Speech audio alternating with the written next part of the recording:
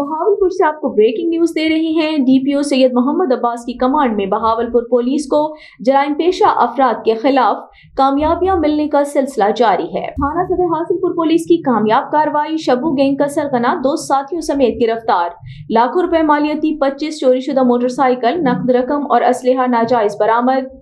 DPO Bahawalpur Syed Mohammad Abbas की command में शहरियों को रिलीफ मुहैया करने का सिलसिला जारी है। एसएचओ थाना सदर हासिलपुर मोहम्मद लतीफ झुर्र ने जदीद टेक्नोलॉजी और मौसर हिकमत अमली से कार्रवाई की और स्पेशल टीमें तश्कील देकर चोरी की मुतादिद वारदातों में मुलविस शब्बू गैंग गिरफ्तार कर लिया। गैंग के सरगना शहबाज उर्फ शब्बू अपने 2 साथियों अली हैदर और नईम आबिद समेत गिरफ्तार हुए। मुलजमान के कब्जे से चोरी शुदा लाखों रुपए मालियती 25 अदद मोटरसाइकिल, नकद रकम और वारदातों में इस्तेमाल होने वाला असलहा नाजायज बरामद कर लिया गया। गिरफ्तार मुलजिमान से मजीद इंटेरोगेशन जारी है। जल्द उनके बाकी साथियों को भी गिरफ्तार कर लिया जाएगा। बरामद शुदा मोटरसाइकिल और नकद रकम जरूरी कार्रवाई के बाद असल मालिकान के हवाले की जा रही है।